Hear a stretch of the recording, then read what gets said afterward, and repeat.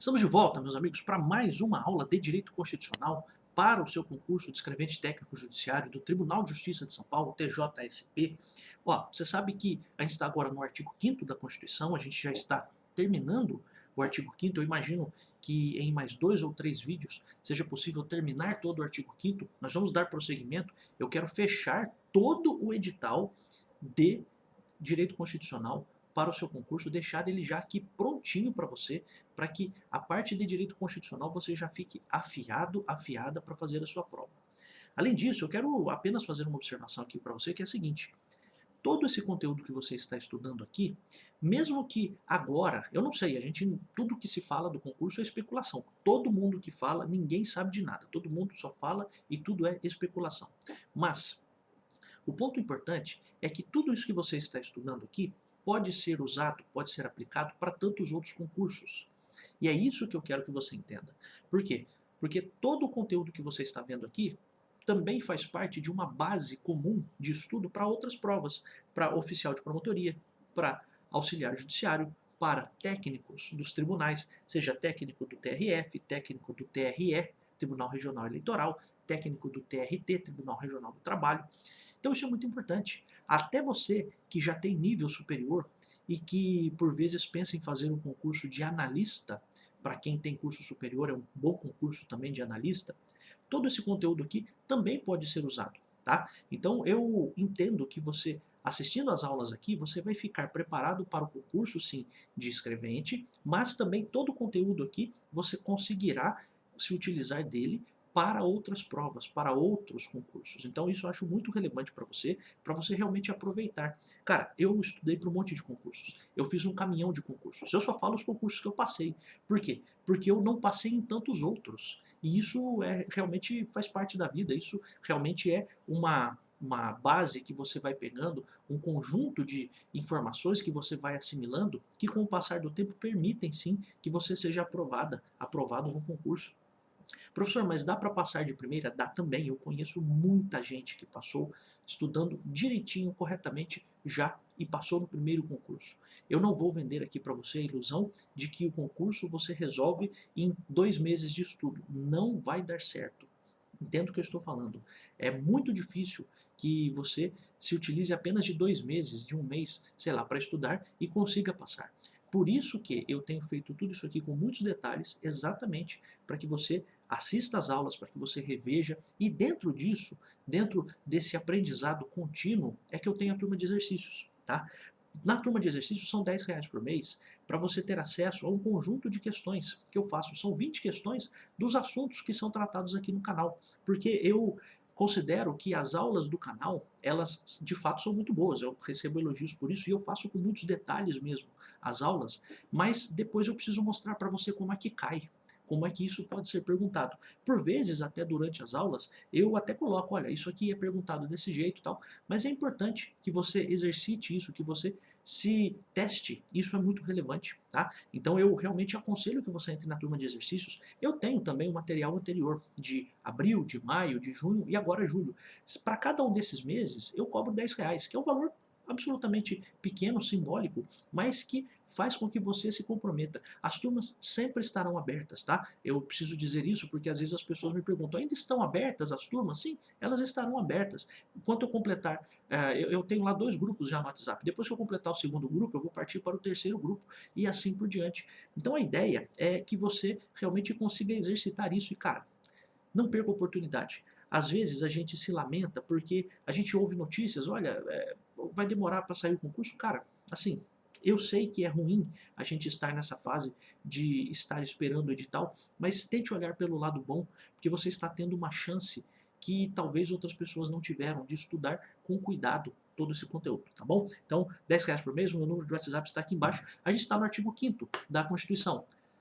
E ó, estamos no inciso 67. Ó, não haverá prisão civil por dívida. A gente falou nos vídeos passados sobre alguns tipos de prisão, né? Só recapitulando aqui, né? A prisão será e o local em que a pessoa está presa será comunicado imediatamente ao juiz e à família do preso. Vimos isso, vimos os direitos do preso, dentre os quais o de permanecer calado, de ter assistência da família, assistência do advogado. Também vimos o direito que o preso tem à identificação de quem o prendeu, dos responsáveis por sua prisão e também pelo responsável pelo seu interrogatório policial, né? E até fizemos a distinção, né, de que quem faz a prisão é uma pessoa e quem interroga é outra pessoa. Além disso, nós falamos que a prisão ilegal, quando ela realmente não poderia ter acontecido, ela vai ser relaxada. Por que a gente diz que a prisão é ilegal? Porque lá em cima nós já mostramos que a pessoa só pode ser presa em duas situações, quando ela estiver em um estado de flagrância, então alguém em flagrante delito, a pessoa está cometendo crime, enfim, a gente já disse todas as situações de flagrante, né? Claro, no processo penal a gente ainda vai se aprofundar muito mais sobre isso. E também vimos uma outra possibilidade, que é a pessoa ser presa por uma ordem escrita e fundamentada de um juiz, da autoridade judiciária competente. Pois bem, agora, a gente continuando algumas coisas ainda muito vinculadas ao direito penal e ao processo penal, a gente vai continuar no inciso 67, que tem uma relação com prisão. E aí não é nem uma prisão penal, mas uma prisão civil, olha só. Não haverá prisão civil por dívida. Então essa é a primeira informação. Então pensa o seguinte, você comprou um computador lá nas Casas Bahia, você comprou um carro e não pagou, se você simplesmente estiver devendo, veja, não estou falando de um estelionatário, de um golpista, né? Mas você é uma pessoa normal, assim como eu, como você, qualquer pessoa que vai lá, tem um problema para pagar uma conta, não consegue pagar, qual é a resposta que a gente vai ter para isso do Poder Judiciário? A resposta é a execução da dívida ou o cumprimento da sentença.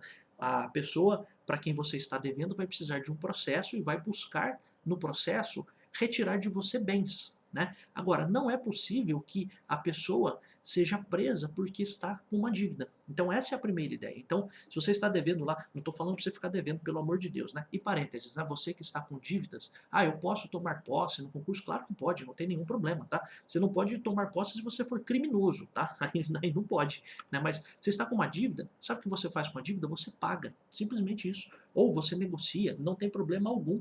Tô com o nome no SPC, no Serasa, no Cadim, em um monte de lugar. Posso, estou com o título protestado, estou com o cheque protestado.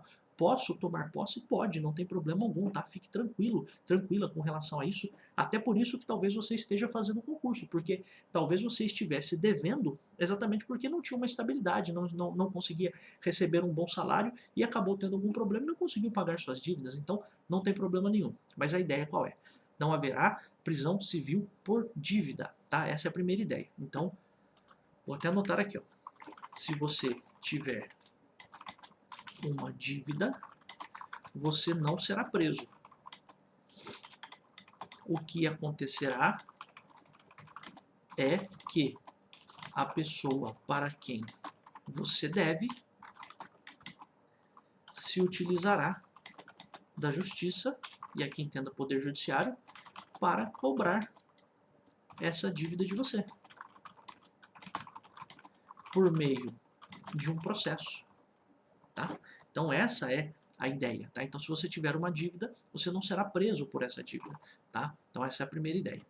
Só que a própria Constituição traz exceções à prisão civil. Por que a gente fala prisão civil por dívida? Porque existe a prisão criminal, quando você está cometendo um crime. Então a Constituição ela já traz a ideia de que dever para alguém não é crime. Por isso que você não vai ser preso. Essa é a primeira ideia. Mas, como a gente já tem aprendido aqui no nosso curso, existem algumas situações em que a Constituição traz a regra e depois traz a exceção. E aí a própria Constituição traz duas exceções. Primeiro, então, salvo, né, a não ser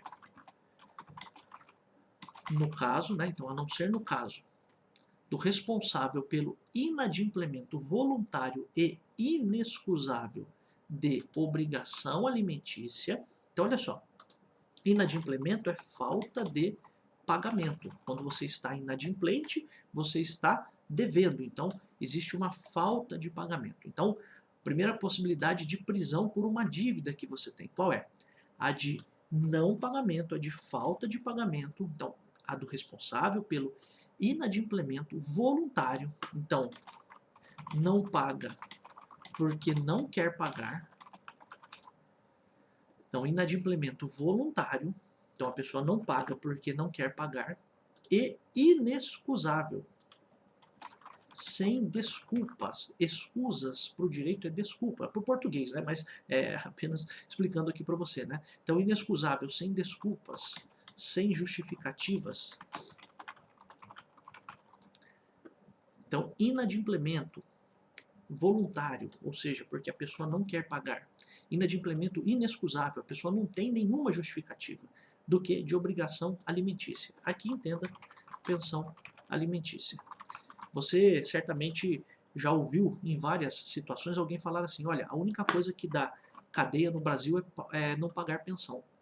E, claro, não é a única coisa, mas é uma situação bem interessante, porque quando você prende alguém que está devendo pensão alimentícia, acontece um milagre, que é o dinheiro aparecer. Né? Infelizmente, isso acontece.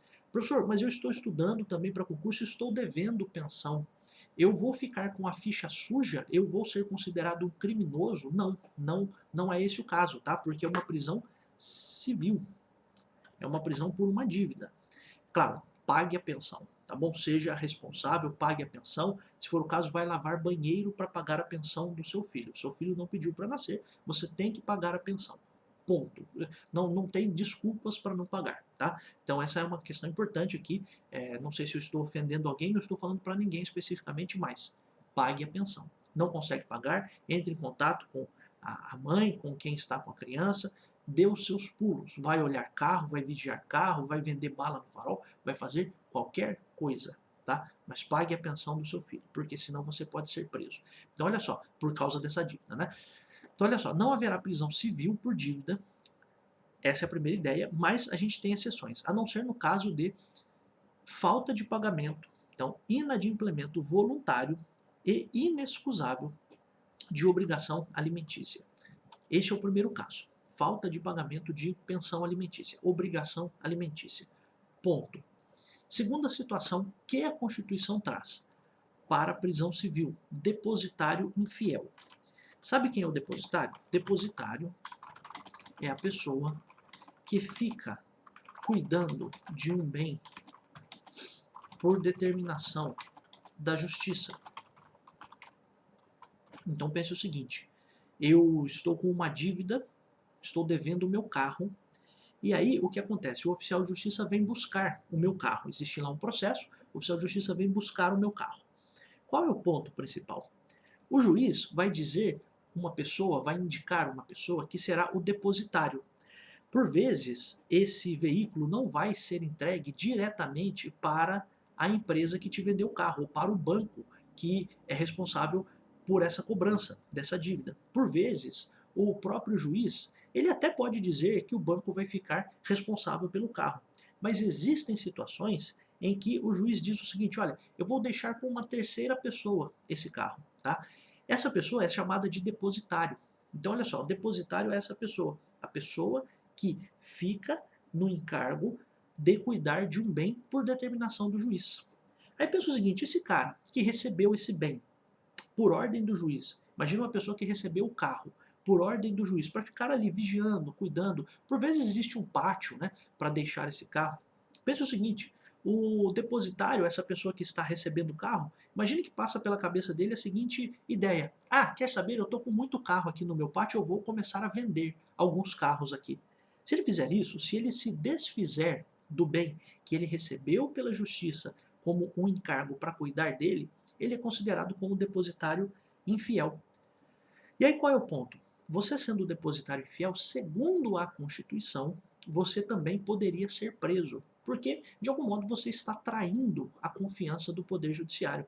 O judiciário confiou em você para entregar nas suas mãos aquilo que de fato é um bem que está num processo. Mas aí você vai lá e trai a confiança do juiz, do Poder Judiciário, para eventualmente vender, para se desfazer desse bem, você é visto como um depositário infiel. Essa é a ideia. Então as duas possibilidades, segundo a Constituição, de prisão civil por dívida são a de falta de pagamento de pensão alimentícia e a prisão do depositário infiel. Só que aqui existe uma observação. E é isso que eu quero aqui agora chamar sua atenção para essa observação. Ó. preste atenção, uma observação. Para o caso do depositário infiel, o Brasil assinou um tratado internacional de direitos humanos. E esse tratado diz que não é possível a prisão do depositário infiel. Então o que eu quero, primeiro eu preciso explicar para você o que é, né? Então por isso que eu estou explicando o que é o depositário infiel e estou explicando que também, segundo a Constituição, o depositário infiel poderia ser preso por uma dívida. Só que, depois que foi feita a Constituição, o Brasil assinou um tratado internacional. E nesse tratado internacional de direitos humanos, existe lá uma indicação de que não é possível a prisão do depositário infiel. Então, o que eu quero que você faça é improvável, é pouco provável, e se isso for perguntado para você, poderia ser objeto de um recurso no seu concurso, a indicação de que o depositário infiel poderia ser preso. Então entenda, essa parte aqui eu vou deixar em vermelho. Por quê? Porque essa parte aqui, segundo o Tratado Internacional de Direitos Humanos, do qual o Brasil é signatário, ou seja, do qual o Brasil faz parte, este tratado tem o poder, inclusive, de alterar, de modificar o que está na própria Constituição. Então o ponto principal é que no Brasil, hoje, a única hipótese, segundo a Constituição, de prisão civil por dívida é a pensão alimentícia. É isso que eu quero que você entenda. Professor, mas será que pode ser perguntado do depositário infiel? Segundo a Constituição, o depositário infiel está na Constituição. Mas se a banca do concurso cobrar isso de você e você errar, você pode recorrer, porque existe um tratado internacional que diz que não é mais possível a prisão do depositário infiel. Então o que eu quero que você entenda? Atualmente, no Brasil, apenas a dívida por pensão alimentícia autoriza a prisão civil por dívida. Professor, mas eu já vi um monte de questões de concurso relacionada a isso. Então, mas até mesmo na turma de exercícios, eu não vou colocar a indicação do depositário infiel. Então eu quero que você apenas preste atenção para isso, tá? Por quê? Eu tenho certeza de que o seu examinador, principalmente se ele for da VUMESP, ele não vai entrar nessa bola dividida.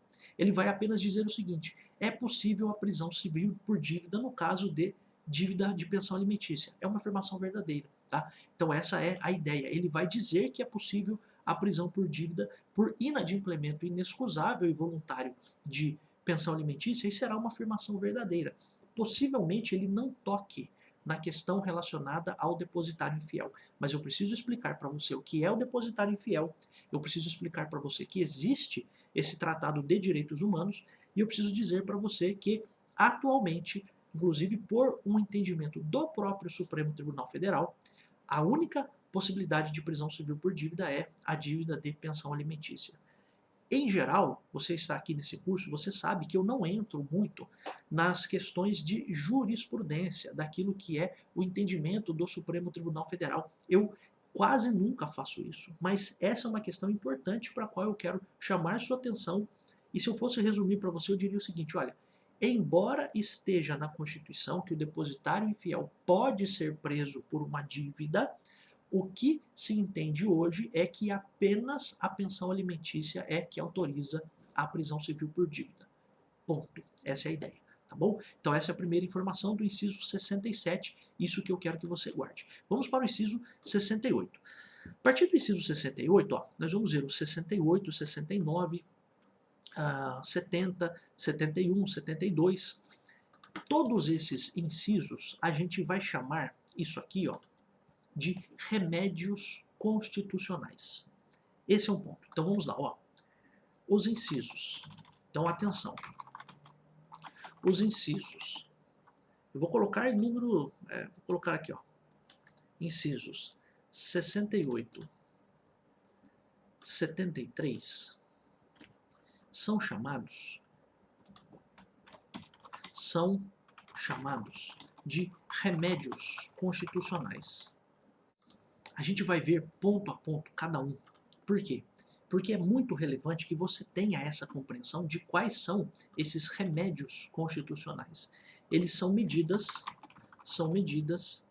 colocadas à disposição do cidadão para proteção de seus direitos.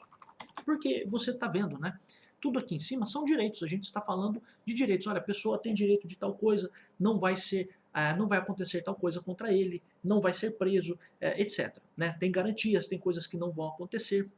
Está tudo nos incisos anteriores. Agora, a partir do inciso 68 até o inciso 73, a gente vai ver quais são remédios para garantir que esses direitos que estão na Constituição sejam cumpridos.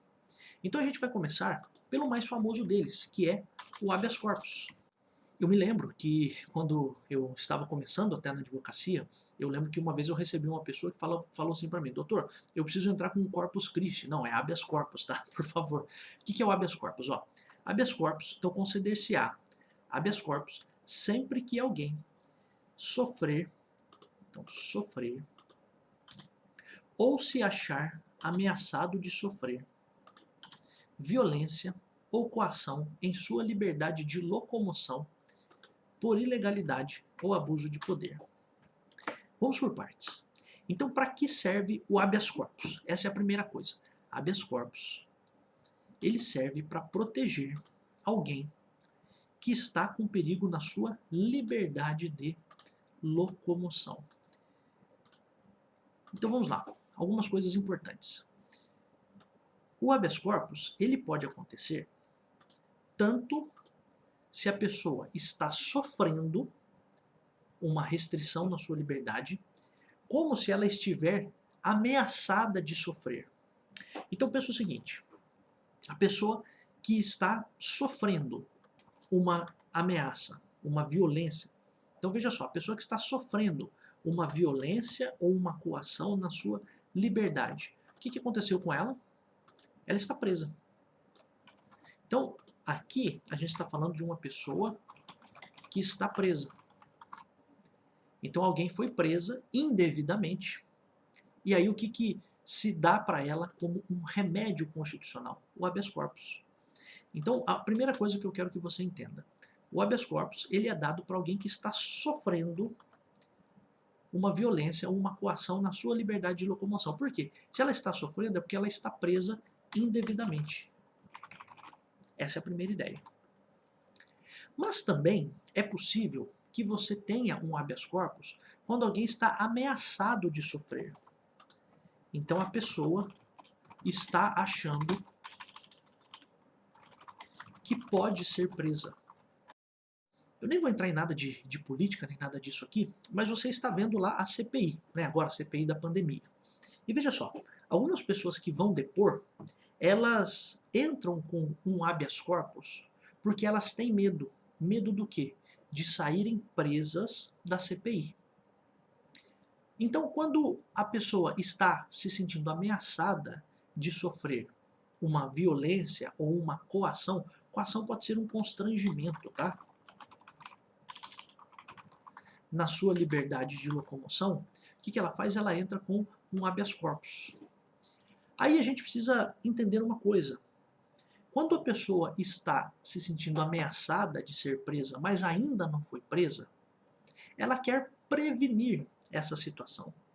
Ela quer se antecipar. Ela não quer ser presa. Ela quer evitar ser presa. E isso tem um nome. E esse nome, até mesmo para concurso de nível médio, já foi perguntado.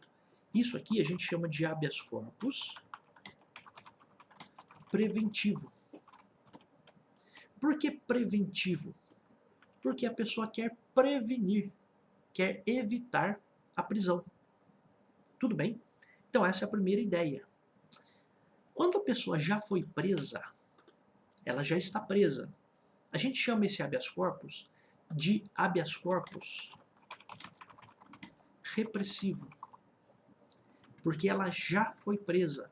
E o que se pretende é Reprimir é tirar, é fazer cessar, é terminar, é extinguir a ilegalidade contra ela. Então, se eu perguntasse assim para você, uma pessoa foi presa indevidamente, qual é o remédio constitucional cabível? Aí você já sabe, é o habeas corpus. Mas aí eu poderia dar um passo a mais e perguntar o seguinte, mas que tipo de habeas corpus? Aí você vai me dizer, habeas corpus repressivo. A pessoa está sofrendo a violência ou a coação na sua liberdade. Então, nessa situação, a gente está diante do habeas corpus repressivo. Quando a pessoa está achando que vai ser presa, mas ela quer se antecipar e evitar que ela seja presa, a gente está diante do habeas corpus preventivo. Então vamos apenas fazer essa indicação aqui. Quando a pessoa já foi presa, habeas corpus repressivo. Quando a pessoa tem medo de ser presa e ainda não o foi, habeas corpus preventivo. Tudo bem? Essa é a primeira questão. Esse é o primeiro remédio constitucional. Então, o habeas corpus ele vai ser concedido sempre que alguém sofrer ou se achar ameaçado de sofrer violência ou coação, algum constrangimento na sua liberdade de locomoção. O que isso tem a ver? Tem a ver com a violação ou a coação à sua liberdade de locomoção, o seu direito de ir e vir.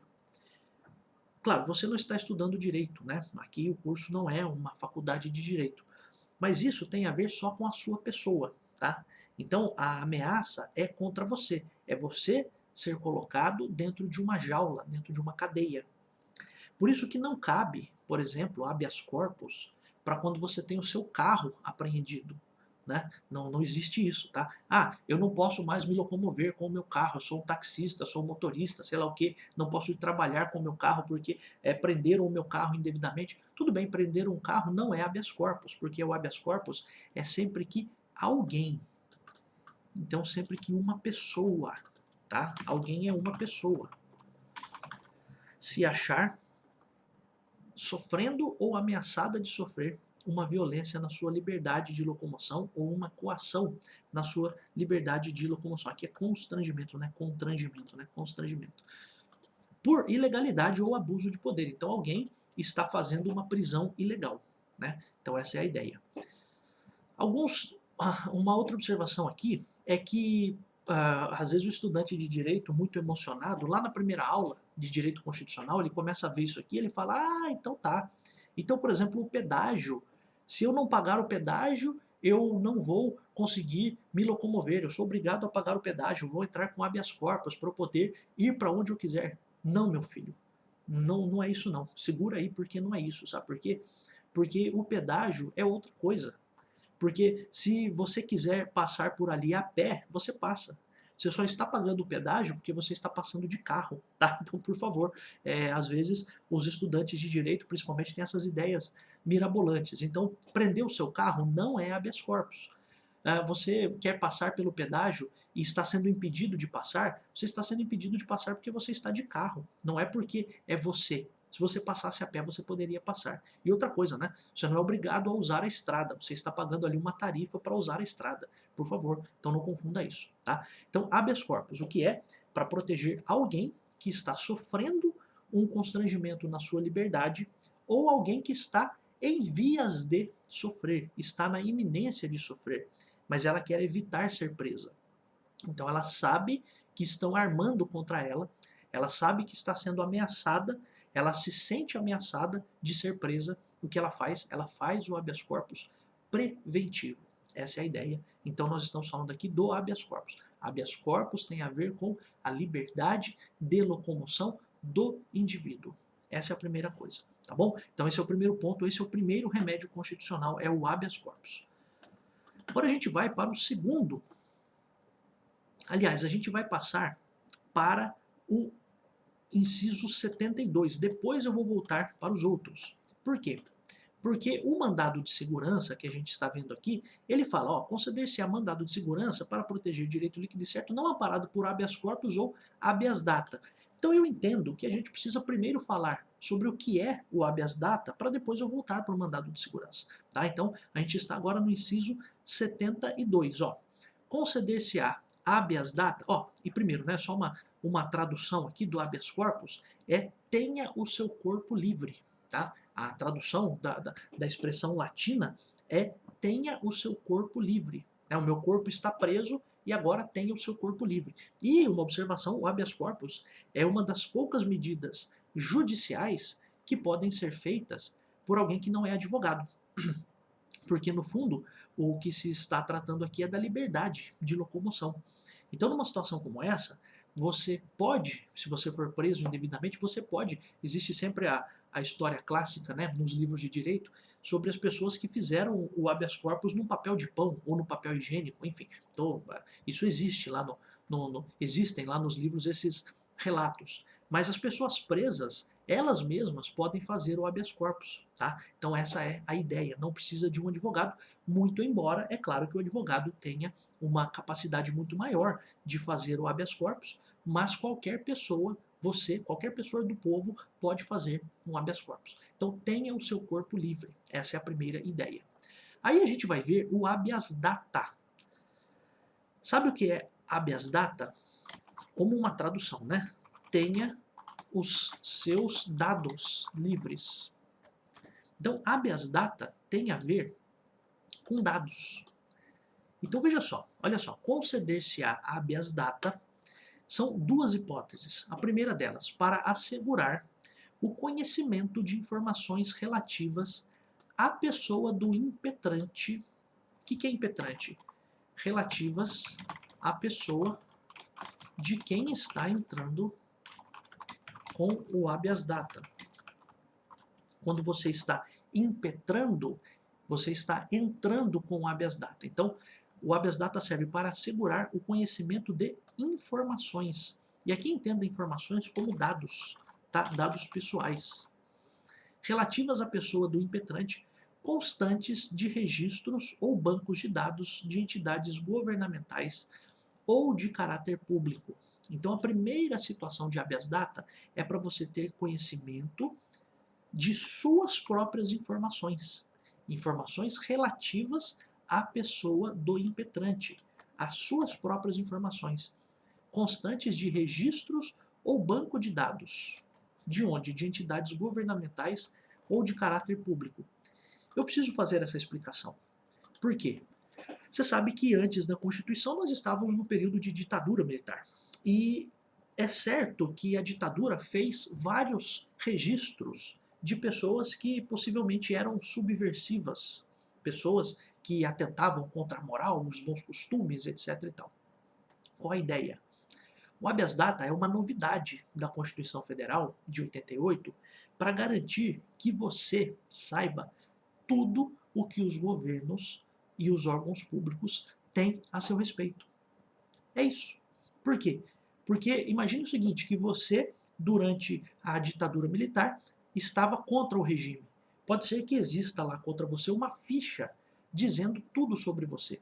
E isso está, possivelmente, nos arquivos da Segurança Nacional. Então você tem o direito de ter acesso a essas informações. Mas é claro que isso, com o passar do tempo, vai evoluindo. Então, por exemplo, eu quero saber todos os dados que a prefeitura da minha cidade tem ao meu respeito. Eu posso ir até a prefeitura e fazer um requerimento, fazer um pedido. Olha, eu quero, porque eu tenho direito de acesso às informações, eu quero todas as informações a meu respeito. Se a prefeitura negar as informações para você, você tem o direito de entrar com o habeas data. Essa é a ideia. Então veja só, a primeira hipótese do habeas data, tenha os seus dados livres, tenha acesso aos seus dados, qual é? A de você buscar informações relativas àquilo que é da sua pessoa, relativas à pessoa do impetrante, relativas à sua própria pessoa. Onde? Nos bancos de dados de caráter de entidades governamentais ou de caráter público. Então, por exemplo, eu quero saber, ó, uma questão importante, né? Eu quero saber por que o Serasa coloca o meu score num determinado nível. Ele tem um critério para isso. né? O score é aquela pontuação que você tem para saber se você tem um indício de ser um bom pagador ou um mau pagador.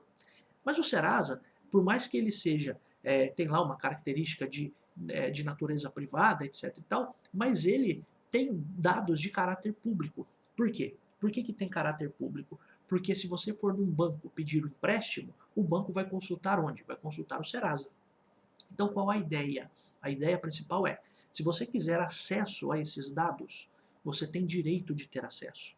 E se for negado para você esse acesso, você vai usar de um remédio constitucional. Qual é esse remédio? O habeas data. Então essa é a primeira ideia. Então o habeas data, uma das hipóteses do habeas data é essa: conhecimento de informações. Conhecimento, ter acesso, ter ciência a informações relativas à sua pessoa que estão em bancos de dados de entidades governamentais ou bancos de dados de caráter público. Por exemplo, estou dando a título de exemplo a Serasa. Essa é a primeira possibilidade de habeas data. Qual a segunda possibilidade de habeas data?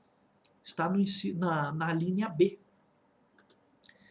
Para retificação de dados. Retificação, o que é? Alteração de dados. Quando não se prefira fazer essa retificação por processo sigiloso, judicial ou administrativo. Então pense o seguinte, imagine que eu fui preso, nunca fui, graças a Deus, né? Mas imagine que eu fui preso e, não sei se você sabe, depois de 5 anos, existe o que se chama de reabilitação criminal. O advogado até precisaria, a pessoa até precisaria buscar um advogado para que houvesse uma declaração oficial do Poder Judiciário de que você agora está reabilitado diante da sociedade. Então você foi condenado, você cumpriu uma pena, cumpriu toda a pena, terminou a pena.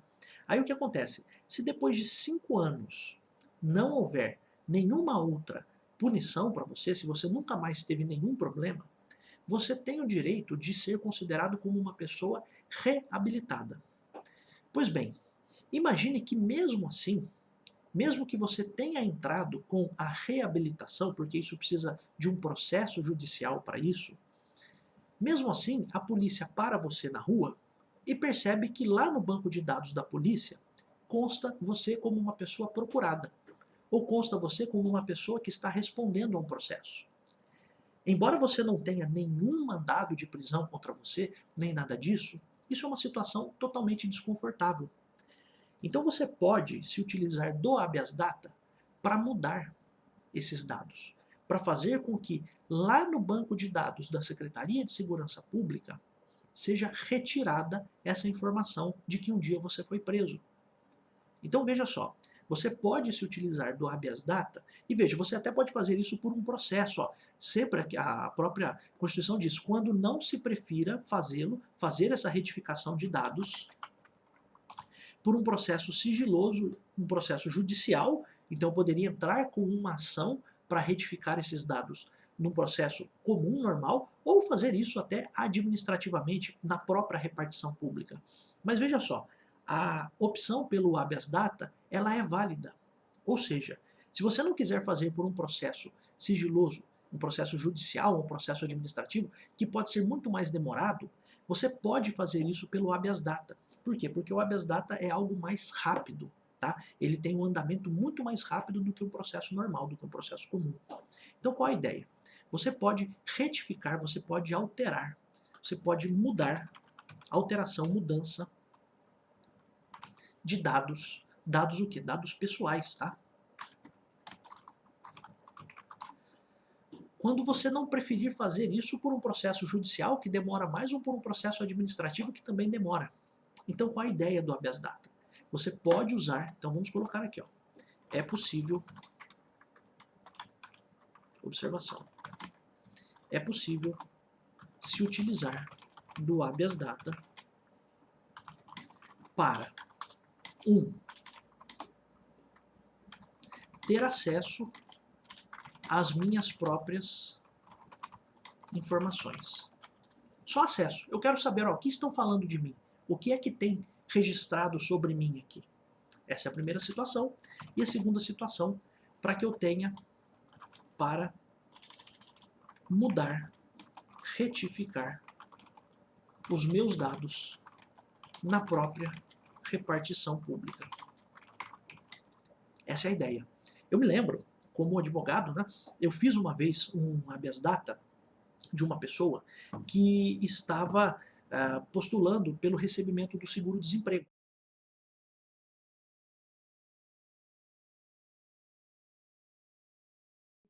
Quando a pessoa foi pedir o seguro-desemprego, constava para essa pessoa, lá no INSS, uma informação de que ela teria trabalhado numa empresa. Só que a pessoa nunca trabalhou nessa empresa. Então, o que acontece? Não foi feito o pagamento do valor do seguro-desemprego porque a pessoa tinha uma anotação errada no INSS. Então, o que eu fiz? Então, veja só, você pode se utilizar do habeas data para fazer essa mudança. Olha, tem um dado meu, um dado pessoal, na administração pública que está errado. Eu posso fazer isso por um processo normal ou por um processo administrativo, mas eu posso fazer de um jeito mais rápido. Qual é esse jeito mais rápido? Fazendo um habeas data. Então, lá no caso, o que eu fiz? Essa pessoa só pôde receber o seguro-desemprego quando foi feita a alteração lá no INSS para que fosse isso. O processo foi julgado procedente, não teve nenhum problema, e isso foi feito. Foi feita essa retificação. Porque, veja só, houve esse problema de dados lá no INSS e esse problema estava impedindo o recebimento do seguro-desemprego. Então, a ideia que eu quero que você tenha, a gente vai voltar em outros vídeos falando dos outros remédios constitucionais. Mas veja só, habeas corpus para que serve? Para o meu corpo livre, para que eu seja livre, para que eu seja solto. Eu estou preso ilegalmente e quero ser. E sempre lembrando que o habeas corpus pode ser repressivo quando a pessoa já foi presa ou preventivo para evitar que a pessoa seja presa, né? É o que a gente está vendo aqui. Além disso, a gente tem a ideia de habeas data, que é um outro remédio constitucional, que tem a ver com os dados, com as informações das pessoas.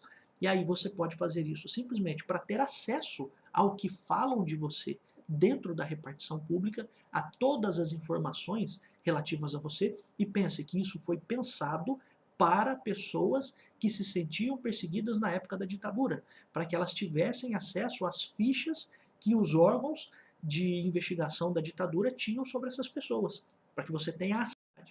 Mas também existe a possibilidade de você se utilizar do habeas data para mudar um dado pessoal, dentro dos bancos da administração pública, dentro dos bancos de dados da administração pública. Então são esses dois remédios constitucionais que eu queria que você, neste vídeo, tivesse uma atenção um pouco maior.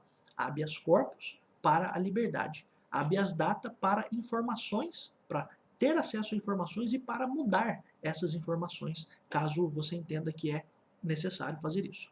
Tá bom, meus amigos? Esse vídeo ficou um pouco maior, mas eu acho prudente que a gente trate esses remédios constitucionais com esse cuidado, tá? Porque acho muito relevante esse estudo, porque, por vezes, muitas questões de concurso podem gravitar em volta dessas afirmações, desses conhecimentos relativos aos remédios constitucionais. A gente vai voltar em outros vídeos falando. Meus amigos, eu reafirmo aqui a minha gratidão, meu agradecimento a todos que estão aqui, a todo mundo que está aqui no canal, que curte, que comenta, que compartilha, que tem paciência para assistir as propagandas, porque isso ajuda muito este professor aqui. Eu sei que por vezes pode incomodar um pouquinho, mas eu acho que é algo que você pode superar, né? Não é algo assim, é incômodo, mas não é algo que vai atrapalhar tanto a sua vida. Você pode, se você quiser, pode até pular as propagandas, mas se você deixasse a propaganda, me ajudaria muito. Você não tem nem noção. Eu tenho a turma de exercícios, já falei dela aqui. Se você quiser, pode me mandar uma mensagem, eu vou explicar para você como isso funciona. Tá bom, meus amigos? Eu adoro estar aqui.